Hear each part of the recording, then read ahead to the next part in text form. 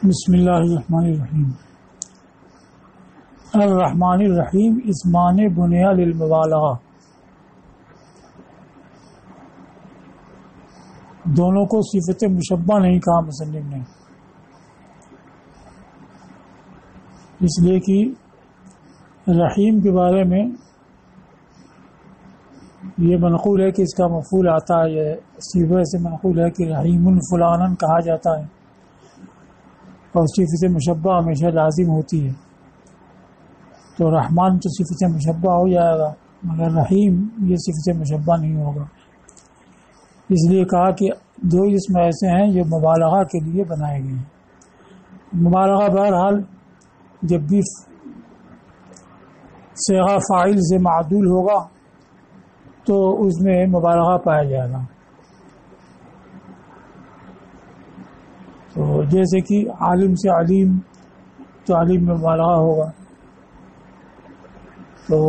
مبالغے کا معنی صفت مشبہ ہو تو اس میں بھی چونکہ اس میں استمرار اور ثبوت کا معنی پایا جاتا ہے تو اس میں بھی ہوتا ہے، اور صیغہ مبالغہ ہو جیسے کہ رحیم جو فاعل کی وجہ پر تو اس میں مبالغہ ہو رہی ہے، اس لیے کہا کہ یہ دو اسم ہیں جو مبالغہ کے لیے بنائے گئے ہیں۔ رحیمہ سے، رحیمہ بکسر عین، نہ یہ کہ رحمہ سے بنایا جائے، جیسا کہ بعض کہتے ہیں کہ صفت مشبہ بنانا ہوا تو فعل کو کلمہ میں لے جاتے ہیں اور پھر کلمہ سے بناتے ہیں تب تاکہ صفت مشبہ لازم ہو،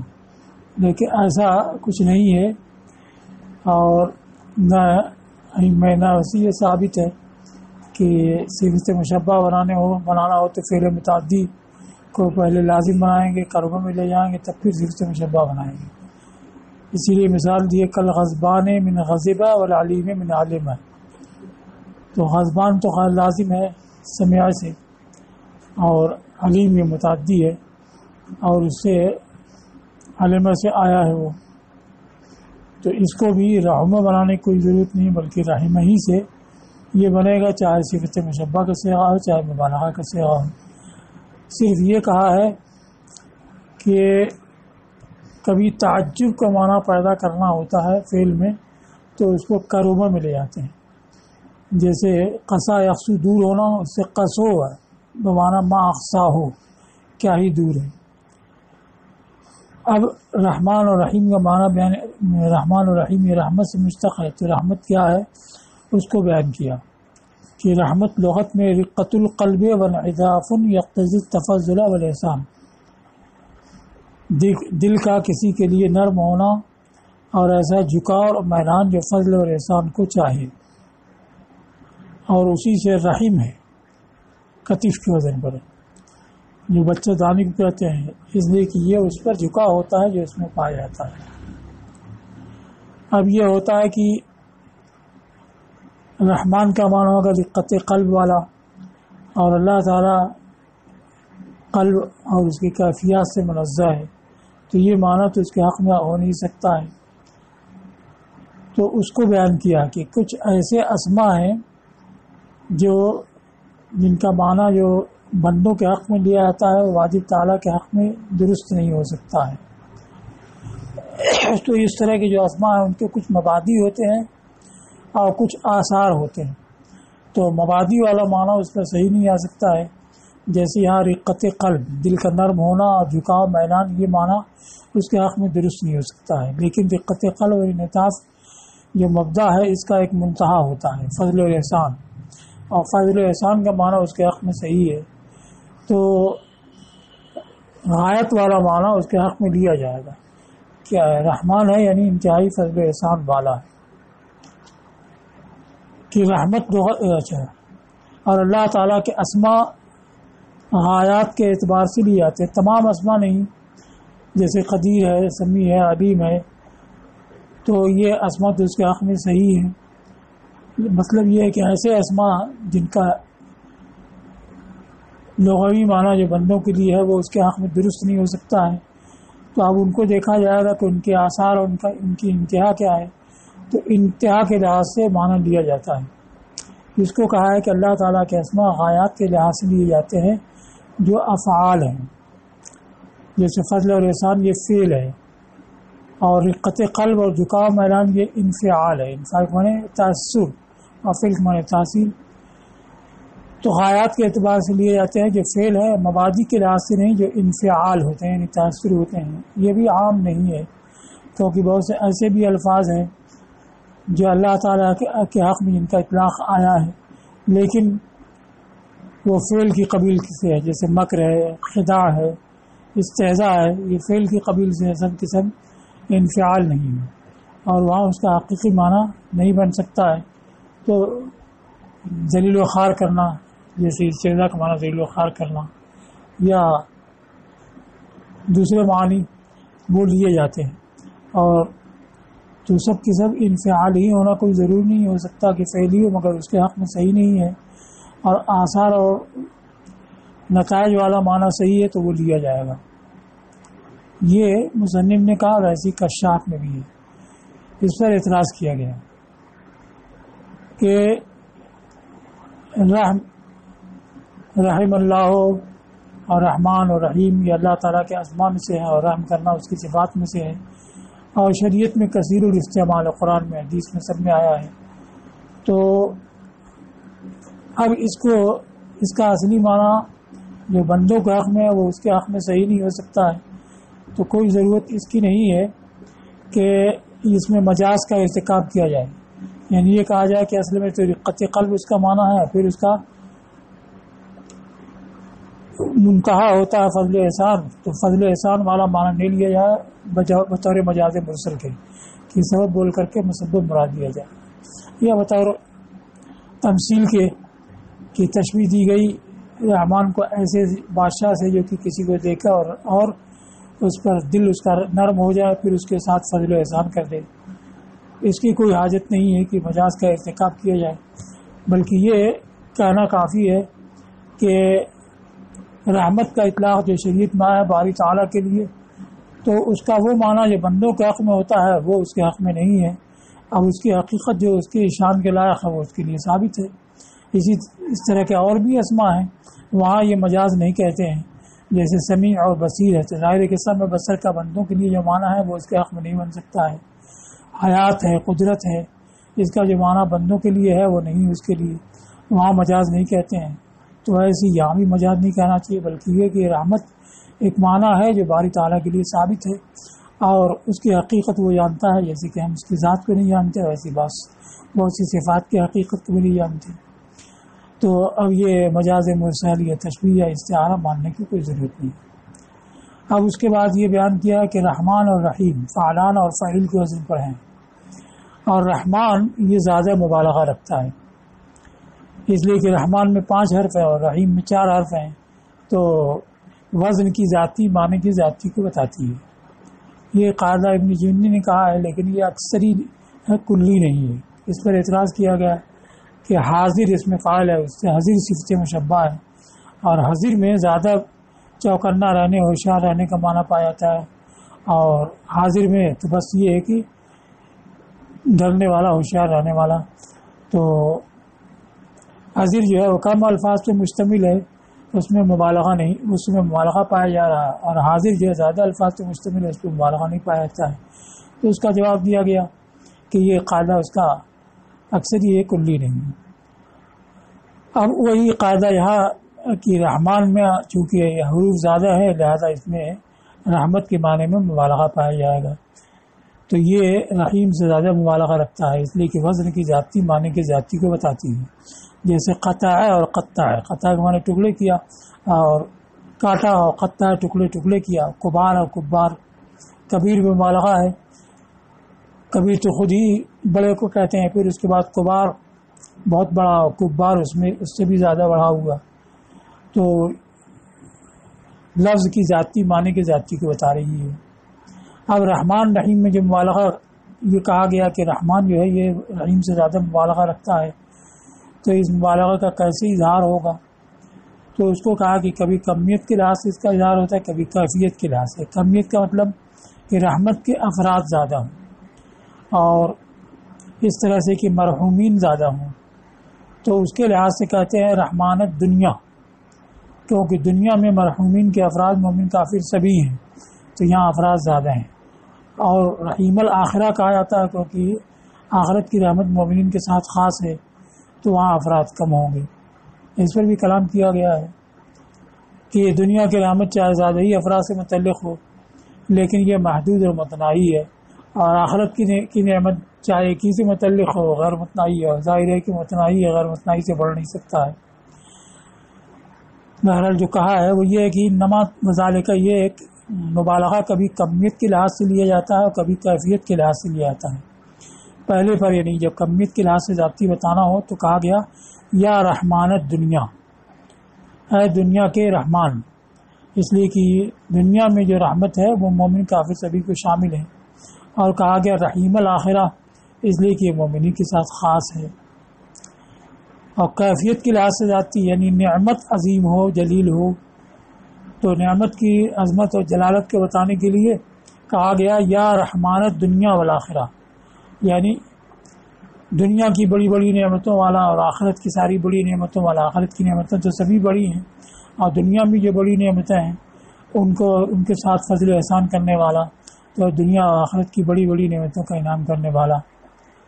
یہ رحمان کے تحت چونکہ نعمتوں کی جلالت عظمت کے لحاظ سے یہ تعلق ہوگا تو عظیم و جلیل نعمتوں والا. آخرت کی سبھی نعمتیں عظیم جلیل ہیں اور دنیا میں بھی عظیم و جلیل نعمتیں ہیں ان کا مالک. اور رحیمت دنیا کہا گیا، یہاں آخرہ نہیں کہا گیا، چونکہ دنیا کی بڑی بڑی نعمتیں جو تو رحمان کے تحت آتی ہیں، باقی چھوٹی جو نعمتیں ہیں وہ بھی اللہ ہی کی طرف سے ہیں، تو اس کے اظہار کے لیے رحمت دنیا کہا جاتا ہے. اس لیے کہ آخرت کی سبھی نعمتیں بڑی ہیں، جسیم کی جمع جسام، لیکن دنیاوی نعمتیں تو بڑی بھی ہیں اور چھوٹی بھی ہیں. تو رحمت دنیا کہا گیا یعنی دنیا کی چھوٹی نعمتوں والا ہے، تاکہ یہ وہم نہ ہو کہ یہ چھوٹی نعمتوں کو دینے والا وہ نہیں ہے بلکہ دوسرا کوئی ہے. اب یہاں یہ ہے کہ جب رحیم جو ہے یہ کم معنی رکھتا ہے، مبالغہ اس میں کم ہے، تو پہلے اس کا ذکر ہوتا، پھر رحمان جس میں زیادہ معنی پایا تھا اس کا ذکر ہوتا کہ ترقی جو ہے ادنا سے اعلیٰ کی طرف ہوتی ہے. جیسے حاضر کلام ہو صحیح فصیح بلیغ کہا جائے تو پہلے صحیح کہا گیا پھر فصیح پھر بلیغ، اور یہاں پر رحمان پہلے آ گیا رحیم بعد میں آ رہا ہے. تو اس کو کہا ہے کہ یہ ایسی جگہ ہوتا ہے جہاں کہ بعد والا یہ پہلے والے پر مشتمل ہوتا ہے. تو اگر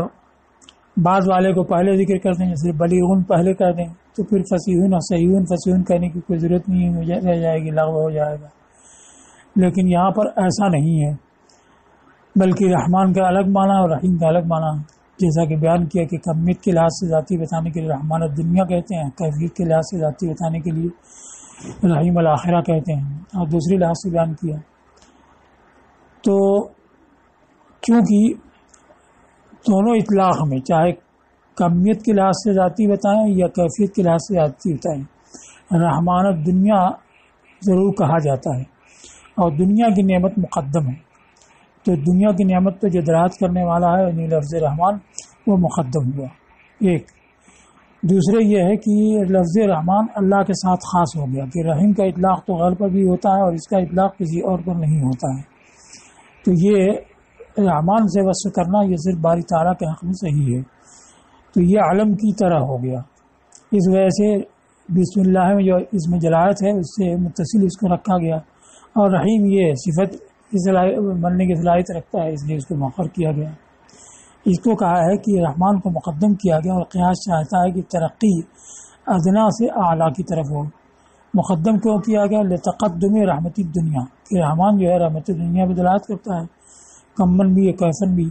اور دنیا کی رحمت مقدم ہے تو ذکر اس لفظ کو جو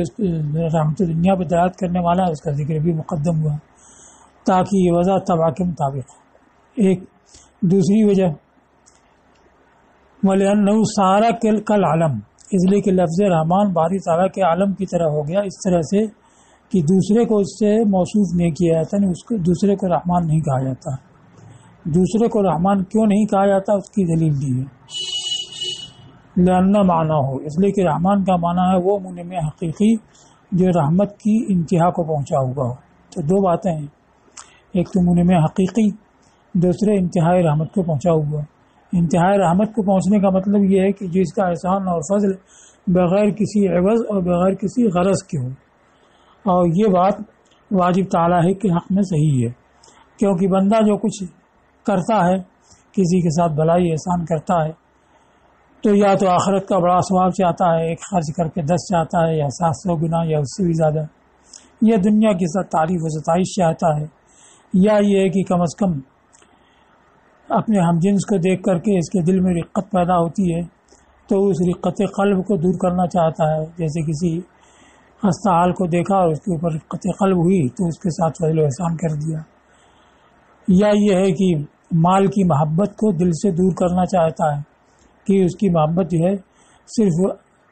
اصل محبوب سے رہے اور مال کی محبت اس کے دل میں نہ سمائے۔ اسی لیے بعض اولیاء سے منقول ہے کہ ان سے پوچھا گیا کہ زکوٰۃ کتنی دینی ہے، تو کہا تمہارے حساب سے کہ میرے حساب سے، تو فرمایا لوگوں نے کہا کہ دونوں حساب سے بتائیے۔ انہوں نے کہا کہ تمہارے حساب سے یہ ہے کہ 200 درہم میں سے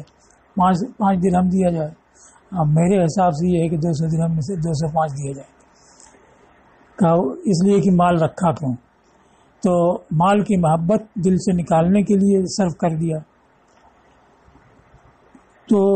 یہ کوئی نہ کوئی عوض، کوئی نہ کوئی غرض یہ رکھتا ہے بندہ، اور باری تعالیٰ جو فضل احسان کرتا ہے تو اس کے لیے کوئی عوض اور غرض نہیں۔ اس کو کہا لأن من عداہ فهو مستعیذ، استعاذ طلب العوض، اسی سے مستعیذ اس میں فاعل، اس لیے کہ جو بھی اس کے علامہ ہیں وہ اپنے لطف سے اور انعام سے کوئی عوض چاہتے ہیں۔ اب وہ عوض کی بھی تفصیل کر دی ہے کہ وہ بڑا ثواب چاہتا ہے آخرت کا، یا عمدہ ستائش چاہتا ہے دنیا کی، اور مزیح رقت الجنسیت، راک زیر ہوگا ازاح یزیح ازالہ کے معنی میں، یا جنسیت کی رقت کو دور کرنے والا ہے، یا قلب سے مال کی محبت کو دور کرنے والا ہے۔ تو یہ معنی کہ بغیر اس کی رحمت بغیر عوض و غرض کے، یہ اس کی تفصیل ہو گئی۔ اب یہ کہ منعم حقیقی ہے اس کا بیان ہے کہ بندہ جو کچھ کرتا ہے تو محض واسطہ کی حیثیت رکھتا ہے، اس لیے کہ بندے کی تخلیق بھی اللہ ہی نے کی ہے، اور جو دوسرے کے ساتھ بھلائی کرتا ہے تو بھلائی کرنے کا داعیہ اور جذبہ بھی اسی نے پیدا کیا، پھر دوسرے کو ساتھ کوئی فضل و احسان کر دیا تو اس کے اندر یہ قدرت ہونی چاہیے کہ اس سے فائدہ اٹھا سکے، جیسے مال کسی کو دے دیے تو اس میں یہ قدرت ہونی چاہیے کہ وہ مال سے فائدہ اٹھا سکے۔ تو یہ ساری چیزیں تو اللہ کی تخلیق سے ہیں، بندہ ہے کیا؟ محض ذریعہ اور واسطہ ہے، تو یہ حقیقی منعم نہیں ہوا بلکہ نعمت کا ایک واسطہ اور ذریعہ ہوگا، اور حقیقی منعم باری تعالیٰ ہے کہ اس نے بندے کو بھی پیدا کیا، نعمت بھی پیدا کیا، اس کے اندر نے احسان کرنے کا جذبہ اور داعیہ بھی پیدا کیا، اور منعم کے ساتھ کے اندر قوت اور قدرت بھی پیدا کی کہ وہ نعمت سے فائدہ اٹھا سکے، انتفاع کر سکے۔ تو اس کو بیان کیا منعم حقیقی ہونے کو، ثم انہ کالواسطۃ فی ذلک، پھر بندہ جو ہے یہ اس بارے میں نعمت کے معاملے میں گویا کی واسطہ ہے، لأن ذات النعم ووجودها والقدرت الاخرہ من خلقہ یہ خبر آ رہی، اس لیے کہ نعمت کی ذات اور نعمت کا وجود یہ سب اللہ کی تخلیق سے ہے۔ تو ایک بندہ جو دوسرے کو نعمت دے رہا ہے یا فضل احسان کر رہا ہے تو یہ اس کی پیدا کی ہوئی نہیں ہے بلکہ اللہ کی ہے۔ ذات النعم و وجودہ دونوں کہا ہے، اس لیے کہ یہ جعل بسیط کے قائل ہیں وہ یہ کہتے ہیں کہ فاعل کا اثر خود ماہیت اور حقیقت ہے، تو فاعل کے اثر سے خود نعمت وجود میں آتی ہے، اور جو جعل مرکب کے قائل ہیں وہ کہتے ہیں کہ ماہیت کا وجود سے اتصاف یہ جعل کا اثر ہوتا ہے۔ تو مصنف نے یہاں دونوں کو جمع کر دیا کہ نعمت کی ذات بھی یعنی ماہیت اور حقیقت بھی، اور نعمت کا وجود سے متصف ہونا بھی، یہ سب اللہ کی تخلیق سے ہے۔ جو لوگ کہتے ہیں کہ اثر فاعل محض ماہیت ہے، وہ کہتے ہیں کہ وجود تو ایک امر انتزاعی ہے، کہ اب جیسے قلم خارج میں آ گیا تو اس کا موجود ہونا یہ ذہن اس کے انتزاع کرتا ہے، یہ کوئی امر خارجی نہیں ہے، خارج میں محض ذات اور ماہیت ہوتی ہے اور وجود کا اس سے انتزاع کیا جاتا ہے۔ دونوں قول پر نعمت کی ذات ہو یا نعمت کا وجود سے اتصاف ہو، یہ سب اللہ کی تخلیق سے ہے۔ پھر نعمت کے پہنچانے کی قدرت یہ اللہ کی تخلیق سے ہے، اور اس کے اوپر برانگیختہ کرنے والا داعیہ اور جذبہ، یہ بھی اللہ کی تخلیق سے، یہ تو اس کا تعلق منعم سے ہوا، منعم علیہ جس کے اوپر احسان کیا گیا، تو اس کے لحاظ سے کہا کہ اس سے فائدہ اٹھانے پر قابو پانا، تو یہ بھی اللہ کی تخلیق سے ہے کہ اگر کسی کے ساتھ احسان کیا لیکن اس سے فائدہ اٹھانے کی قوت ہی نہیں تو اس کے حق میں بیکار ہے۔ والقوى التي يحصل بها الانتفاع، اور وہ قوتیں جن سے کہ انتفاع حاصل ہوتا ہے، تو بندے کے اندر نفع اٹھانے کی قوت، اور وہ ساری قوتیں جن کے ذریعے وہ نفع اٹھا سکتا ہے، جیسے کسی کو مال دیا تو اس کو صرف کرنا، پھر اس سے مکان بنانا یا کھانا لینا، کھانا پینا، یہ ساری قوتیں اللہ کی پیدا کی ہوئی ہیں، الی غیر ذالک من خلقی، یہ سب اس کی تخلیق سے، ان کے اوپر کوئی قادر نہیں ہے۔ تو حقیقی منعم وہی ہوا جو کہ حقیقی طور پر نعمتوں کو اور اس کے تکمیل کے اسباب کو پیدا کرنے والا ہے، اور بندہ تمہارا واسطہ ہوا، یہاں تک ہو گیا۔ تو ایک وجہ تو یہ بیان کی کہ رحمان کو اس لیے مقدم کیا گیا کہ یہ رحمت دنیا کی وضاحت کرتا ہے اور رحمت دنیا مقدم ہے۔ دوسری کہ لفظ رحمان اللہ تعالیٰ کے لیے عالم کی طرح ہو گیا، اس وجہ سے اس کا ذکر پہلے ہوا۔ تیسری وجہ یہ ہے اور لینا ہے، یا اس وجہ سے کہ رحمان نے جب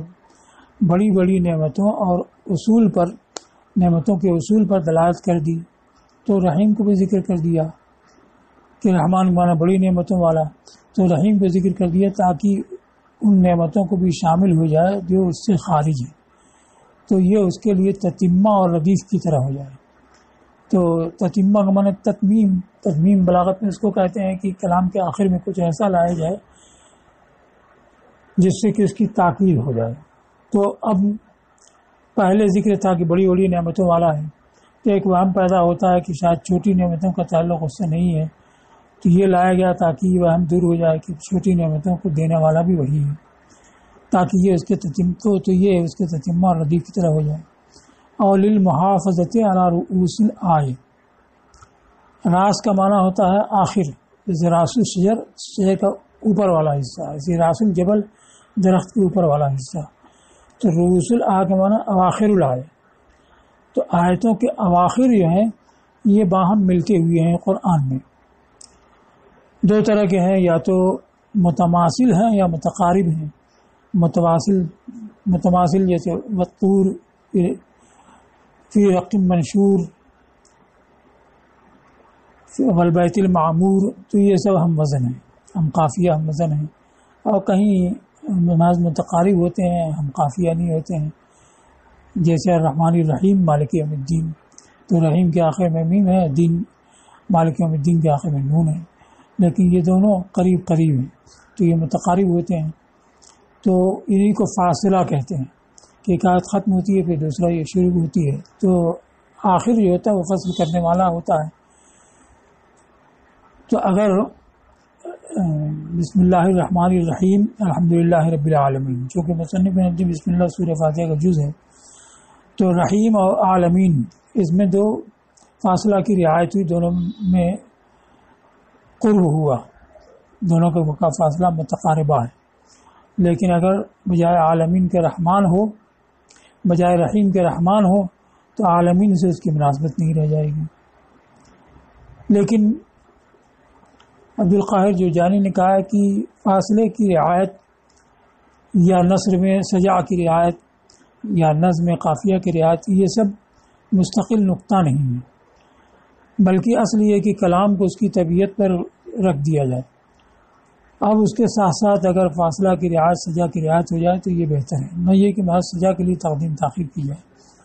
تو محافظت علی رؤوس الآیہ یا فاصلہ کی رعایت یا آخر آیتوں کے آخر کی رعایت، یہ مستقل نقطہ نہیں ہے، بلکہ دوسرے نقطے کے ساتھ مل کر کے ہی پایا جائے گا، نہ یہ کہ صرف اس کے لیے کوئی تقدیم یا تاخیر ہو۔ اب رہا یہ ایک سوال یہ کہ رحمان جو ہے یہ منصرف ہے کہ غیر منصرف ہے، یہ اختلافی مسئلہ ہوا، چونکہ بعض نحویوں نے یہ کہا، جیسا کہ ابن حاجم نے کافیہ میں ذکر کیا ہے کہ فعلان کا وزن اگر اسم میں ہو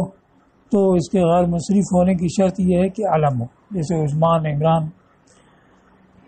اور اگر صفت میں ہو تو اس کے غیر منصرف ہونے کی شرط یہ ہے کہ اس کا مؤنث فعلانہ کے وزن پر نہ آتا ہو. یہ بعض کے نزدیک انتفاع فعلانہ شرط ہے، اور بعض دیگر کے نزدیک یہ ہے کہ اس کا مؤنث فعلہ کے وزن پر آتا ہو. تو یہ دو قول ہو گئے. ایک فریق کے نزدیک انتفاع فعلانہ ہو تب غیر منصرف ہوگا، دوسرے کے نزدیک وجود فعلہ ہو تب غیر منصرف ہوگا. تو اسی اختلاف کی وجہ سے لفظ سکران میں کوئی اختلاف نہیں ہوا، کیونکہ سکران کا مؤنث سکرانہ نہیں آتا ہے اور سکرا آتا ہے. تو دونوں قول پر شرط پائی گئی کہ انتفاع فعلانہ بھی ہے، وجود فعلہ بھی ہے. اور ندمان میں بھی اختلاف نہیں،